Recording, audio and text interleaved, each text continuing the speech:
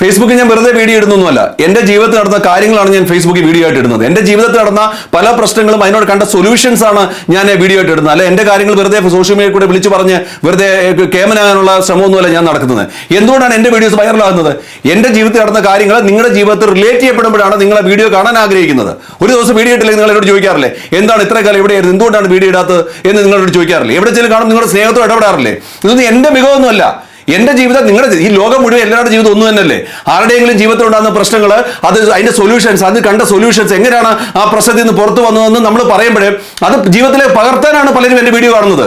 അല്ലാതെ എൻ്റെ മികവോ അല്ലെങ്കിൽ ഞാൻ സെന്റർ ഓഫ് ദി യൂണിവേഴ്സോ ഞാൻ മിടുക്കനാണോ എന്നൊന്നും ഞാൻ കരുതുന്നില്ല. നിങ്ങളുടെ ഹൃദയശുദ്ധി കൊണ്ടാണ് എൻ്റെ വീഡിയോസ് വൈറലാകുന്നത്. നിങ്ങളിൽ ഉണ്ടായ മാറ്റങ്ങളാണ് എൻ്റെ വീഡിയോസിനെ വൈറലാക്കുന്നത്. എവിടെ വെച്ചാണ് നിങ്ങൾ സ്നേഹത്തോടെ ഇടപെടുന്നത്? നിങ്ങൾ ഒരാളായിട്ട് എന്നെ കാണുന്നത് എന്തുകൊണ്ടാണ്? നിങ്ങൾ എന്നെ ഇഷ്ടപ്പെടുന്നതുകൊണ്ടാണ്. അതുകൊണ്ട് ഫേസ്ബുക്കിന് അടിയിൽ വരുന്ന കമന്റുകളെ നിസ്സാരമായിട്ട് കാണാൻ എനിക്ക് പറ്റില്ല. ഓരോ കമന്റുകളും ഞാൻ വായിക്കാറുണ്ട്. ചിലർ മോശമായിട്ട് എഴുതാറുണ്ട്. ഒരാൾ മോശമായിട്ട് എഴുതുമ്പോൾ എൻ്റെ വീഡിയോ കണ്ടിട്ട് നല്ലത് മാത്രം എഴുതാമെന്ന് എനിക്ക് ക്ഷണിക്കാൻ പറ്റുമോ? അങ്ങനെ പറയാൻ പറ്റുമോ എനിക്ക്? അതുകൊണ്ട് എല്ലാ കമന്റുകളെയും അതിന്റെ ഗൗരവത്തിൽ കണ്ടിട്ട് ഞാൻ മറുപടി അയക്കാറുണ്ട് എനിക്ക് സമയം കിട്ടുമ്പോൾ. അത് നിങ്ങളൊരു കാര്യം മനസ്സിലാക്കണം, നിങ്ങൾ തന്നെയാണ് എൻ്റെ വീഡിയോ വൈറലാക്കുന്നത്. മനസ്സിലായോ? നമസ്കാരം.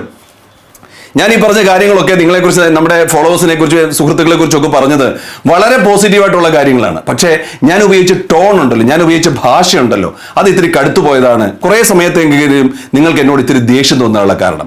എന്തെല്ലാം കാര്യങ്ങളാണ് എന്നെക്കുറിച്ച് നിങ്ങളുടെ മനസ്സിലൂടെ കടന്നുപോയത് അല്ലേ? ഇവൻ എന്താണ് വലിയ തത്വജ്ഞാനമൊക്കെ അടിക്കുന്നു, വലിയ ഫിലോസഫിയൊക്കെ അടിക്കുന്നു, പക്ഷേ ഇവർ ഒരു നിമിഷം വളരെ മോശമായി ഇവൻ്റെ യഥാർത്ഥ മുഖം പുറത്തു വന്നില്ലേ എന്നൊക്കെ ഒരു നിമിഷം ചിന്തിച്ചില്ലേ?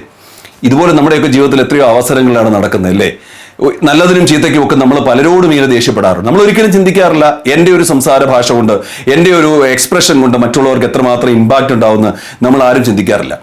ഇത് എൻ്റെ ജീവിതത്തിൽ പലപ്പോഴും സംഭവിച്ച കാര്യങ്ങളാണ്. ഇപ്പം പല സാഹചര്യങ്ങളും എന്നെക്കുറിച്ച് അറിയുന്ന പലരും നേരത്തെ ഒരു സ്വഭാവം വെച്ചിട്ട് ഞാൻ പെട്ടെന്ന് ദേഷ്യപ്പെടുന്ന ഒരാളാണ്. വളരെയധികം പെട്ടെന്ന് ദേഷ്യപ്പെട്ടിട്ട് അവരെന്ത് കരുതും, അവരൊക്കെ എങ്ങനെ വേദനിക്കുന്നു, ഞാൻ പറയുന്ന വാക്കുകളിൽ അവരിൽ എങ്ങനെ ഇമ്പാക്റ്റ് ഉണ്ടാക്കുന്നു എന്നൊന്നും ഞാൻ ചിന്തിച്ചിരുന്നില്ല. എനിക്ക് എൻ്റെ മനസ്സിൻ്റെ ഒരു വികാരം ദേഷ്യമാണെങ്കിൽ അതങ്ങ് പ്രകടിപ്പിക്കുകയാണ് ചെയ്യാറുള്ളത്. ബേസിക്കലി ഞാനൊരു ശാന്തനായ ഒരു വ്യക്തിയാണ്. പക്ഷേ ജീവിതത്തിലെ ചില ഘട്ടങ്ങളിൽ നമ്മൾ പലരെയും കണ്ടപ്പോൾ നമ്മുടെ ബന്ധുക്കളൊക്കെ കാണിക്കുന്ന ചില കാര്യങ്ങൾ നമ്മുടെ ജീവിതത്തിലേക്ക് നമ്മൾ കൊണ്ടിടുന്നതാണ്. അങ്ങനെയാണ് ദേഷ്യം എൻ്റെ ജീവിതത്തിലേക്ക് വന്നത്. പക്ഷേ ഒരിക്കൽ ഞാനൊരു വ്യക്തിയായിട്ട് സംസാരിച്ചുകൊണ്ടിരിക്കുന്ന സമയത്ത്, വളരെ കടുത്ത ഭാഷയിൽ ഒരു ഷൂട്ടിംഗ് സമയത്ത് ഞാൻ സംസാരിച്ച സമയത്ത് പുള്ളി ഒരു പക്ഷേ ഞാനൊരു കുറച്ച് ഉയർന്നു നിൽക്കുന്നുണ്ട്, മീൻസ് ആ ഒരു സമൂഹത്തിലെ ആ ഒരു സ്റ്റേജിൽ ഞാൻ ഉയർന്നു നിൽക്കുന്നുണ്ട്, അദ്ദേഹത്തിന് എന്നോട് മറുപടി പറയാൻ പറ്റിയില്ല. പുള്ളിയുടെ കണ്ണുകൾ ഇങ്ങനെ നനയുന്ന കണ്ടു. അപ്പം ഞാൻ കരുതി എന്നോടൊന്നും മറുപടി പറയാതെ പുള്ളിയുടെ കണ്ണുകൾ, ഒരാൾ ശാന്തനായിട്ട് നിൽക്കുന്ന സമയത്ത് സ്വാഭാവികമായിട്ടും നമ്മുടെ ദേഷ്യം ഒന്ന് സബ്സൈഡ് ചെയ്യും, ഒന്ന് താഴും. അപ്പം ഞാൻ ചിന്തിച്ചു ഇതുപോലെ ആരെങ്കിലും എന്നോട് പറയുമ്പോഴേ എൻ്റെ മനസ്സ് ഇങ്ങനെയല്ലേ വേദനിക്കുന്നത്. അന്ന് ഞാൻ തീരുമാനിച്ചാണ് എങ്ങനെയെങ്കിലും ദേഷ്യം എടുത്ത് കളയുക എന്നുള്ളത്. ഈ ദേഷ്യം എടുത്ത് കളയുക എന്ന് പറയുന്നത് അത്ര വലിയ സിമ്പിളായിട്ടൊരു കാര്യമൊന്നുമല്ല. ഇത് ഞാൻ പറഞ്ഞു വരാനുള്ള കാര്യം, കഴിഞ്ഞ ദിവസം ഞാനൊരു വീഡിയോ ഫേസ്ബുക്കിൽ പോസ്റ്റ് ചെയ്തു. നിങ്ങളൊക്കെ കണ്ടതാണ്. എൻ്റെ സുഹൃത്ത് ഞാനിവിടെ യാത്ര ചെയ്ത് ഒരു സ്ഥലത്ത് പോയി ആഹാരം വാങ്ങി അത് മറ്റൊരാൾ വന്നപ്പോൾ ഷെയർ ചെയ്തു, അതിൻ്റെ നന്മ പിന്നീട് എനിക്കുണ്ടായി എന്നൊക്കെ പറഞ്ഞൊരു വീഡിയോ ഞാൻ ഇട്ടായിരുന്നു. 2 പ്രാവശ്യമാണ് ആ വീഡിയോ ഇടുന്നത്. അപ്പോൾ ഈ വീഡിയോയിൽ ഞാൻ പലപ്പോഴും പറയുമ്പോൾ എൻ്റെ ഒരു സുഹൃത്ത്, ഞങ്ങൾ നല്ല സുഹൃത്തുക്കളാണ്, ഞങ്ങളിങ്ങനെ പല സ്ഥലങ്ങളിൽ അദ്ദേഹം വരുമ്പോൾ ഞങ്ങൾ എവിടെയെങ്കിലും പോയിരുന്നു ബിയർ അടിക്കും, മദ്യപിക്കും എന്നൊക്കെ ഞാൻ പറഞ്ഞ് സംസാരിക്കുമ്പോഴും ആ സുഹൃത്തിൻ്റെ പേര് ഞാൻ പറഞ്ഞില്ല. പലരും വീഡിയോ കള്ളമാണെന്ന് പറഞ്ഞത്, ഫാബ്രിക്കേറ്റഡ് ആണെന്ന് പറഞ്ഞല്ല, ഒരിക്കലും അല്ലായിരുന്നു, സത്യമായൊരു വീഡിയോ ആയിരുന്നു. അപ്പോൾ ഈ സുഹൃത്ത് ഈ വീഡിയോ കണ്ടിട്ട് എന്നെ വിളിച്ചിട്ട് വളരെ മോശമായ ഭാഷയിൽ അദ്ദേഹം എന്നോട് സംസാരിച്ചു. ഇപ്പോൾ ഇതിന് മുമ്പ് പലപ്പോഴും നമ്മൾ സംസാരിക്കാറുണ്ട്. പക്ഷേ ഈ വീഡിയോയിൽ അദ്ദേഹം പറഞ്ഞത്, എന്തുകൊണ്ടാണ് നീ എൻ്റെ പേര് അവിടെ പറയാതിരുന്നത്? നീ സുഹൃത്തെന്ന് പറയുന്നത് എന്തുകൊണ്ടാണ് നീ എൻ്റെ പേര് പറയാതെ? നീ സെൽഫിഷാണ്, നീ അങ്ങനെയാണ് ഇങ്ങനെയാണെന്നൊക്കെ പറഞ്ഞ് പുള്ളി വളരെ കടുത്ത ഭാഷയിൽ സംസാരിക്കുകയും, പുള്ളി ഞങ്ങൾ തമ്മിലുള്ള ഒരു എഗ്രിമെന്റ്, ഒരു ഡീൽ ഉണ്ടായിരുന്നു ഒരു പ്രോജക്റ്റിന് വേണ്ടി. അതുവരെ അദ്ദേഹം അത് ബ്രേക്ക് ചെയ്തിട്ട് അദ്ദേഹം എന്നിൽ നിന്ന് വിട്ടുപോയതാണ് കാര്യം. പക്ഷെ ഞാൻ ആ സമയത്ത് അദ്ദേഹം എന്നോട് ഇത്രയും പറയുമ്പോഴും ഞാനൊരു അക്ഷരം മിണ്ടിയില്ല. പണ്ടത്തെ സ്വഭാവം, ഞങ്ങൾ പണ്ടത്തെ പല സംസാരങ്ങൾ ഇതുപോലെ പരസ്പരം എന്തെങ്കിലും സംസാരിക്കുമ്പോൾ ഉടക്കുമ്പോൾ നമ്മൾ അങ്ങോട്ടും ഇങ്ങോട്ട് കയറത്ത് മോശമായ ഭാഷയൊക്കെ പറഞ്ഞ് പരസ്പരം നമ്മൾ അങ്ങോട്ട് കരിവാരത്തി വെച്ചിങ്ങനെ സംസാരിക്കുന്ന സ്വഭാവം ഉണ്ടായിരുന്നു. പക്ഷെ ഇപ്രാവശ്യം ഇദ്ദേഹം എന്നോട് പറഞ്ഞ സമയത്ത് ഞാൻ മിണ്ടാൻ പോയില്ല. ഇതെനിക്ക് വല്ലാത്തൊരു മാറ്റം എനിക്ക് ഫീൽ ചെയ്തതാണ്. കുറേ കാലമായിട്ട് എൻ്റെ ദേഷ്യം മാറ്റണമെന്ന് തീരുമാനിച്ച അതിൻ്റെ ഒരു സക്സസ്ഫുൾ ഒരു പോയിന്റ് ആയിരുന്നു എന്ന് എനിക്ക് മനസ്സിലായി. കാരണം അദ്ദേഹം എന്നെ ഇത്രയേറെ കയർത്ത് പറഞ്ഞു, എന്നെ ഞാൻ ചിന്തിക്കാത്ത പോലുള്ളൊരു കാര്യത്തിന് അദ്ദേഹം എന്നെക്കുറിച്ച് ഇങ്ങനെ കുറ്റം പറഞ്ഞപ്പോൾ ഞാൻ ഒരു ദിവസം ബ്രേക്ക് ചെയ്ത് അദ്ദേഹത്തോടൊന്നും മറുപടി പറയാൻ പോയില്ല. പിറ്റേ ദിവസം ഞാൻ അദ്ദേഹത്തെ അങ്ങോട്ട് വിളിച്ചിട്ട് പറഞ്ഞു, നിങ്ങൾ പറഞ്ഞത് ശരിയാണ്. ആ വീഡിയോ 2 പ്രാവശ്യം പറഞ്ഞപ്പോഴും ഞാൻ സുഹൃത്ത് എന്ന് പറഞ്ഞിട്ട് എത്ര വലിയ സൗഹൃദമാണെന്ന് തീർച്ചയായിട്ടും നിങ്ങളുടെ പേര് ഞാൻ പറയേണ്ടതായിരുന്നു.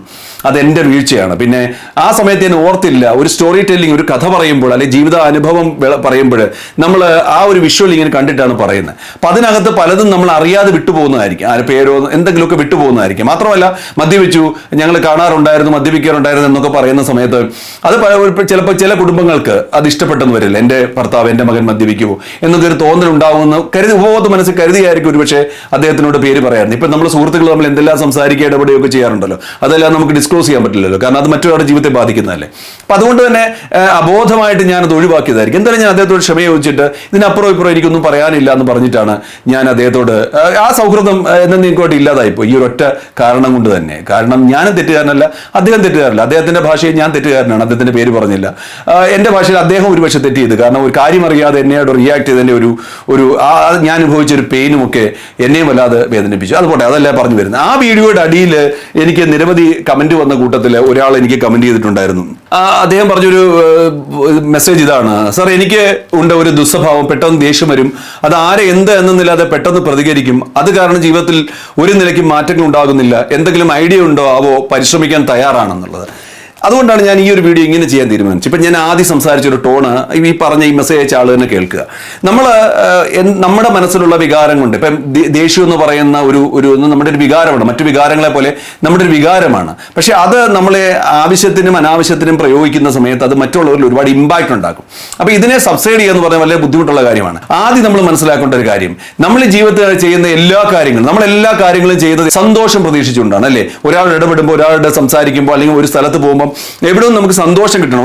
ഒരാൾ സംസാരിക്കുന്ന സമയത്ത് അവൻ പറയുന്നതല്ലേ എന്നെ പ്ലീസ് ചെയ്യുന്നതായിരിക്കണം, അവൻ നമുക്ക് ആ കടയിൽ നിന്നും അല്ലെങ്കിൽ മറ്റു സ്ഥലത്ത് നിന്ന് കിട്ടുന്നില്ല നമ്മളെ പ്ലീസ് ചെയ്യുന്നതായിരിക്കണം, ഒരു സിനിമ കാണുമ്പോൾ നമ്മളെ പ്ലീസ് ചെയ്തതായിരിക്കണം. ഇത് നമ്മളെ പ്ലീസ് ചെയ്തില്ലേ, നമ്മളെ സന്തോഷിപ്പിച്ചില്ലെങ്കിൽ നമ്മൾ റിയാക്ട് ചെയ്യും. ഈ എല്ലാ കാര്യങ്ങളും ലോകത്ത് നമ്മളെ സന്തോഷിപ്പിക്കത്തില്ല. ആ ഒരു ചിന്ത ആദ്യം എടുത്ത് മാറ്റുക. പിന്നെ ദേഷ്യവും സന്തോഷവും വിഷമവും മറ്റെല്ലാ വികാരങ്ങളും ഒരു കെമിക്കലിന്റെ റിയാക്ഷൻസ് ആണ്. ഇപ്പൊ ഈ കെമിക്കൽ, ഇപ്പൊ ഒരാളുടെ ദേഷ്യം, ഇപ്പൊ എന്റെ സുഹൃത്ത് എന്നെ വിളിച്ച് ദേഷ്യപ്പെട്ട സമയത്ത് അദ്ദേഹത്തിന്റെ ശരീരത്തിൽ ദേഷ്യത്തിന്റെ കെമിക്കൽസ് കയറി കിടക്കുകയാണ്. ഈ കെമിക്കൽസ് അദ്ദേഹം എത്ര കൺട്രോൾ ചെയ്യാൻ ശ്രമിച്ചാലും ആ കെമിക്കൽസിന്റെ ആ ഒരു പീക്കില് എത്രമാത്രം എന്നോട് റിയാക്ട് ചെയ്തുകൊണ്ടിരിക്കും. ഞാൻ എന്തെങ്കിലും തിരിച്ചു പറയുവാണെങ്കിൽ അദ്ദേഹം തിരിച്ചു പറഞ്ഞ് വലിയ ഇഷ്യൂയിലേക്ക് കലാശിക്കും. അതുകൊണ്ട് നമ്മളെ ഈ കെമിക്കൽ ദേഷ്യപ്പെടുന്ന സമയത്ത് നമ്മുടെ ബോഡി ഉത്പാദിപ്പിക്കുന്ന ആ കെമിക്കലിലെ ഉണ്ടെങ്കിൽ നമ്മൾ സ്വയം തിരിച്ചറിയുക, നമ്മളിപ്പോൾ ദേഷ്യത്തിൻ്റെ ഒരു അവസ്ഥയിലാണ്. ആ ദേഷ്യത്തിൻ്റെ അവസ്ഥയിരിക്കുമ്പോൾ ബോഡി അതിനുവേണ്ടി പല കെമിക്കൽസും പ്രൊഡ്യൂസ് ചെയ്യുന്നുണ്ട്. അതുകൊണ്ട് നമ്മൾ സ്വയം മനസ്സിലാക്കുക, ഇപ്പോൾ നമ്മുടെ ദേഷ്യം പീക്ക് നിൽക്കുന്ന സമയത്ത് സംസാരിക്കില്ല എന്നൊരു തീരുമാനം എടുക്കുക. ഇപ്പൊ പലപ്പോഴും നമുക്കറിയാം, നമ്മൾ ഒരാളോട് ദേഷ്യപ്പെടുന്ന സമയത്ത് ഒരു ചെറിയൊരു സാവകാശം കിട്ടുമ്പോൾ ആ പറഞ്ഞ കാര്യങ്ങളൊക്കെ നമുക്ക് വല്ലാതെ കുറ്റബോധം തോന്നും. അയ്യോ, അത് പറയണ്ടായിരുന്നു, പക്ഷെ എന്തിനാണ് ഞാൻ അങ്ങനെ പറയും, എന്തിനാണ് അങ്ങനെ ചെയ്തത്, എന്തിനാണ് അങ്ങനെ ഉപദ്രവിച്ചത്, ആ വാക്ക് പറഞ്ഞ് അദ്ദേഹത്തിന് എന്ത് വേദനിച്ച് കാണും നമുക്ക് തോന്നാറില്ലേ? അതുകൊണ്ട് ദേഷ്യത്തിന്റെ ഒരു പീക്ക് ടൈമിൽ നമ്മൾ സംസാരിക്കാതിരിക്കുക എന്നുള്ളതാണ് നമ്മൾ ആദ്യം ചെയ്യേണ്ടത്. ദേഷ്യത്തെ ഒരിക്കലും ദേഷ്യം കൊണ്ട് കൺട്രോൾ ചെയ്യാൻ പറ്റില്ല. ആരെങ്കിലും നമ്മുടെ അടുത്ത് ദേഷ്യപ്പെടുമ്പോഴും നമ്മൾ ശാന്തനായിരിക്കുകയാണ്. ശരിയാണ്, അന്നേരത്തെ നമ്മുടെ ഒരു എന്താ പറഞ്ഞ അഭിമാനത്തിൽ നമ്മൾ ഒരാൾ ദേഷ്യപ്പെടുന്ന സമയത്ത് ദേഷ്യപ്പെടും, നമ്മൾ അടിക്കേണ്ട സമയത്ത് തിരിച്ചടിക്കും. പക്ഷെ അത് വലിയ കൊലപാതകത്തിലേക്കും പിന്നീട് ജീവിതകാലം മുഴുവൻ നമ്മൾ പ്രശ്നങ്ങളെ കൊണ്ടെത്തിക്കാൻ ഒരു സാഹചര്യം സൃഷ്ടിക്കും. അവിടെ ദേഷ്യം, ഇപ്പം എന്താ പറയുന്നത്, ഒരു ആന ചവിട്ടാൻ വരുന്ന സമയത്ത് നമ്മൾ എന്തായാലും ദേഷ്യപ്പെടില്ല. ആനയെ നിൽക്കൂ, എന്നെ ചവിട്ടി നിന്നെ കൊല്ലൊന്നും പറയാറില്ല, കാരണം നമുക്ക് ചെറിയ ഭയമുണ്ട്. അതുകൊണ്ട് നമ്മൾ വലുതാണെന്നുള്ള ചിന്ത ഒഴിവാക്കി എല്ലാ കാര്യങ്ങളും നമുക്ക് സന്തോഷം തരുന്നില്ല എന്നൊരു കാര്യവും ബോധത്തോട് കൊണ്ടുവന്ന് ദേഷ്യം വരുമ്പോൾ നമ്മൾ സ്വയം ഒന്ന് കൺട്രോൾ ചെയ്ത് സ്ഥിരമായി ഇതിങ്ങനെ നമ്മുടെ ജീവിതത്തിൽ പാലിക്കപ്പെടുന്ന സമയത്ത് നമുക്ക് ഈ ദേഷ്യത്തെ ഒഴിവാക്കാൻ പറ്റും. ദേഷ്യം ഒഴിവാക്കിയാൽ നമുക്ക് പല ഗുണങ്ങളും കിട്ടും. പല കാര്യങ്ങളിൽ നമ്മളെ ഒഴിവാക്കാനുള്ള കാര്യം നമ്മുടെ ദേഷ്യമാണ്. എനിക്കിത് പലപ്പോഴും ബോധ്യപ്പെട്ടിട്ടുണ്ട്. എൻ്റെ പ്രൊഫഷണൽ ലൈഫിലും എൻ്റെ ജീവിതത്തിലൊക്കെ പലപ്പോഴും എൻ്റെ ദേഷ്യം കൊണ്ട് തന്നെ പല അവസരങ്ങളും എനിക്ക് നഷ്ടമായിട്ടുണ്ട്.